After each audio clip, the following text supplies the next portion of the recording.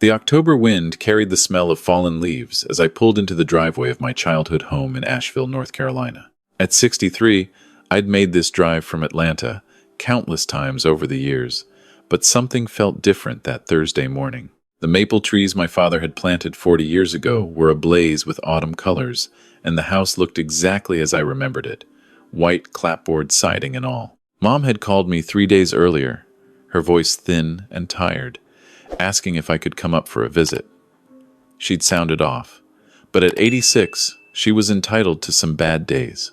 I'd left Atlanta at 4 in the morning to beat the traffic, planning to spend the long weekend helping Mom with whatever she needed. My wife, Patricia, had encouraged me to go, even though it meant missing our grandson's soccer game. "Your mother needs you," she'd said, and she was right. Ever since Dad passed 2 years ago, Mom had been struggling to maintain the house and her independence. The front door was unlocked, which immediately set off alarm bells in my head. Mom was always careful about locking doors, a habit from her years as a school principal. I pushed it open slowly, calling out, "Mom, it's Richard! I'm here!" Silence. My heart started pounding as I stepped into the foyer. The house was too quiet. No television playing her morning news shows, no classical music from her ancient radio in the kitchen. I moved quickly through the living room, my footsteps echoing on the hardwood floors. "Mom?" I called again, louder this time. That's when I heard it. A low moan coming from upstairs. I took the stairs 2 at a time, my knees protesting the sudden exertion, and found my mother's bedroom door ajar. She was lying on the floor beside her bed, still in her nightgown, her face pale and twisted in pain. "Mom!" I dropped to my knees beside her, my hands shaking as I checked her pulse. It was there, steady but weak. "Can you hear me? What happened?" Her eyes fluttered open, cloudy and unfocused. "Richard, when did you get here?" "Just now." "Stay still. I'm calling an ambulance." I pulled out my phone and dialed 911, giving them the address while keeping one hand on Mom's shoulder. She felt cold to the touch. The dispatcher assured me the ambulance was on its way, asking me questions I could barely focus on. How long had she been on the floor? I didn't know. Was she conscious? Barely. Any visible injuries? Her left hip looked wrong, twisted at an angle that made my stomach turn. "Your brother was supposed to check on me," Mom whispered, her voice so faint I had to lean in close to hear her.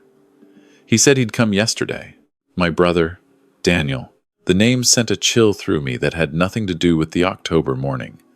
Daniel was 5 years younger than me, never married, and had been living in Charlotte for the past decade working in real estate. Or at least, that's what he told everyone. Our relationship had been strained for years, ever since Dad's funeral, when he'd asked, in front of everyone, when we were going to settle Dad's affairs. "When did you last see Daniel?" I asked Mom, trying to keep my voice calm. "Tuesday. He brought some papers."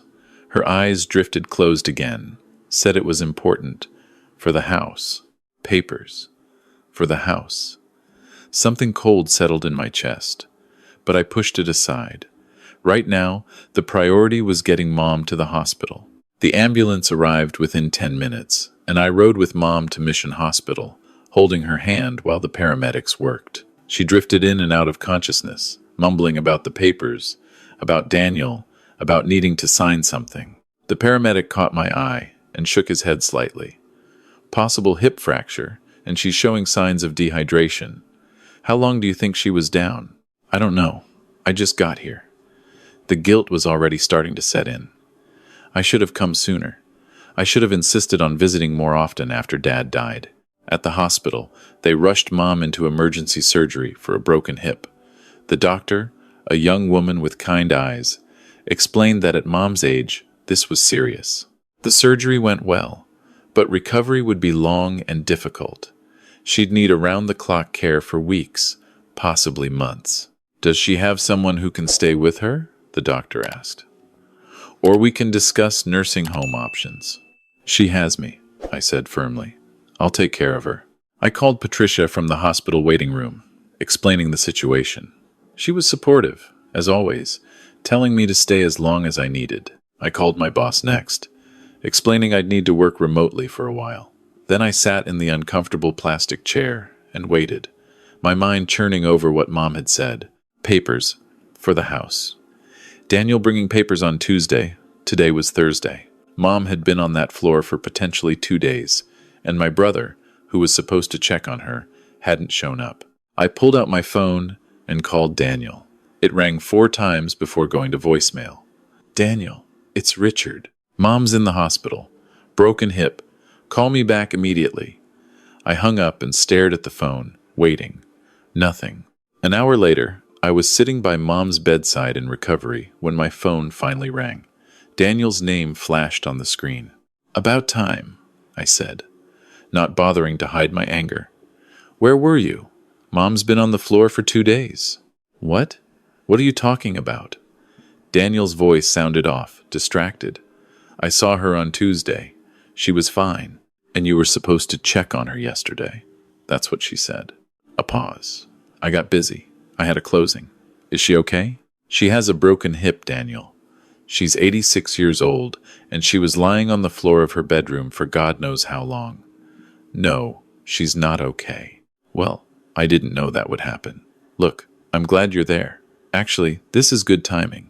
While you're at the house, there are some documents on the kitchen table. Mom signed them on Tuesday, but they need to be notarized.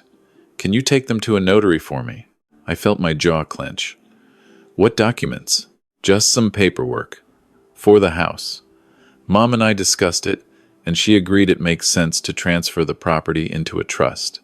You know, for estate planning. Tax purposes. Everything Mom had mumbled in the ambulance suddenly made horrible sense. You had our 86-year-old mother, who was clearly not well, sign estate papers? She was fine on Tuesday, lucid as anything. This is a good thing, Richard. It protects her assets. I'm not touching any documents until I see them and talk to a lawyer. And you need to get up here. Now. I can't just drop everything. I have clients, commitments. You're there, you handle it. I'll come up this weekend. He hung up before I could respond. I sat there, staring at my phone, a terrible suspicion growing in my mind. I'd been a financial advisor for 35 years before I retired. I knew about estate planning, about trusts, about how easy it was to manipulate elderly people into signing away their assets.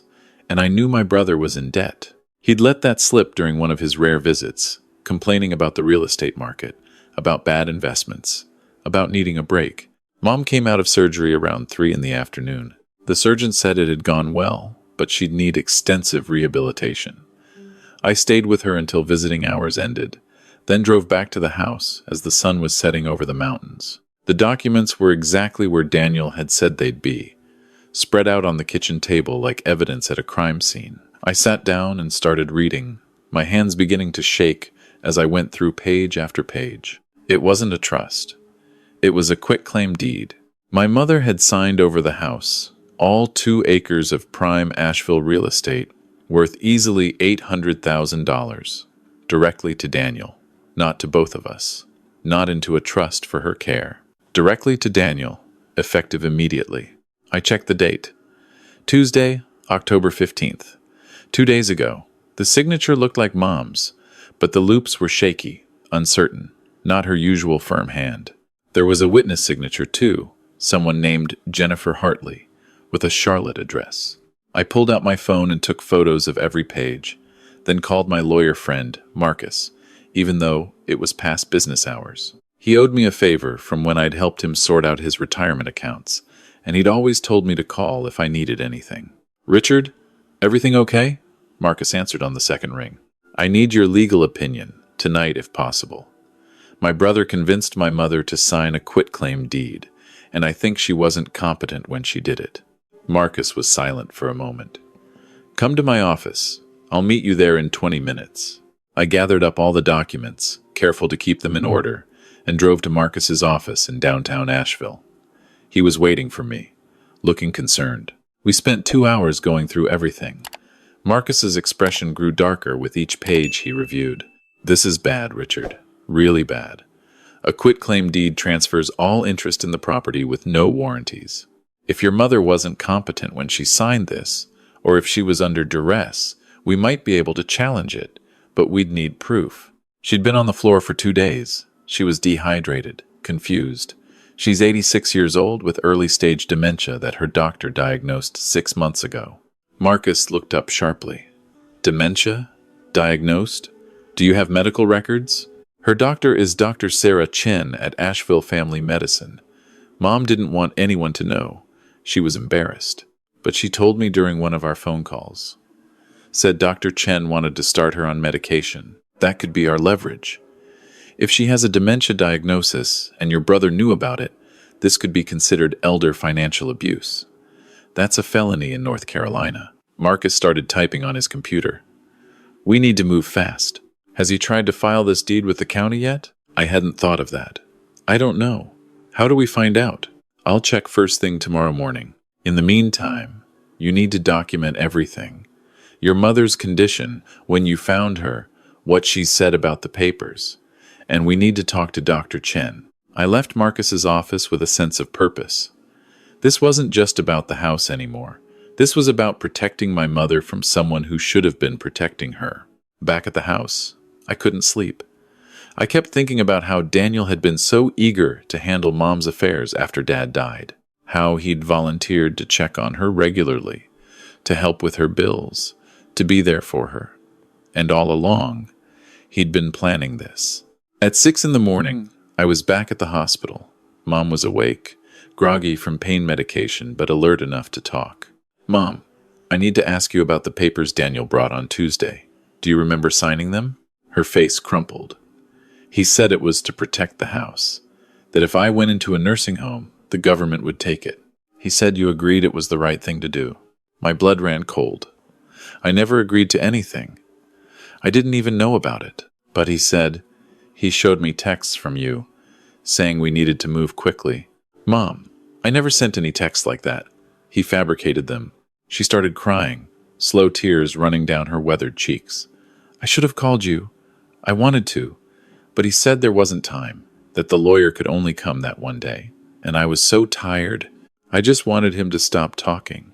I held her hand, feeling rage build in my chest. It's going to be okay, Mom. We're going to fix this. Over the next 3 days, I built a case. Dr. Chen confirmed Mom's dementia diagnosis and stated unequivocally that Mom lacked the mental capacity to make major financial decisions. Marcus filed an emergency motion to void the quitclaim deed based on lack of capacity and undue influence. And I started digging into Daniel's finances. What I found made everything click into place. Daniel wasn't just in debt. He was drowning. He'd leveraged everything on a commercial real estate deal that had fallen through, and he was facing foreclosure on his own home. He needed money, fast, and Mom's house was his ticket out. The witness, Jennifer Hartley, turned out to be Daniel's girlfriend, a paralegal who'd been disbarred 3 years ago for falsifying documents. When the police interviewed her, she cracked immediately, admitting Daniel had paid her $500 to witness the signature and backdate the notarization. Friday afternoon, 5 days after I'd found Mom on the floor, Daniel finally showed up at the hospital. I was in Mom's room when he walked in, carrying flowers like this was a social visit. Hey, Mom. Richard. He nodded at me, trying to act casual. How are you feeling? How do you think she's feeling? I stood up, blocking his path to Mom's bed. She has a broken hip because you left her alone for 2 days after you manipulated her into signing away her house. Daniel's face flushed. I didn't manipulate anyone. Mom wanted to do this. She understood it was the best option. She has dementia, Daniel. Early-stage Alzheimer's. Her doctor diagnosed it 6 months ago. You knew she wasn't capable of making that decision. That's not true. She was fine when I saw her, completely lucid. The doctor says otherwise. So does the medical evaluation we had done, and your girlfriend Jennifer already told the police everything. Daniel's face went white. You called the police? On your own brother? You committed elder financial abuse.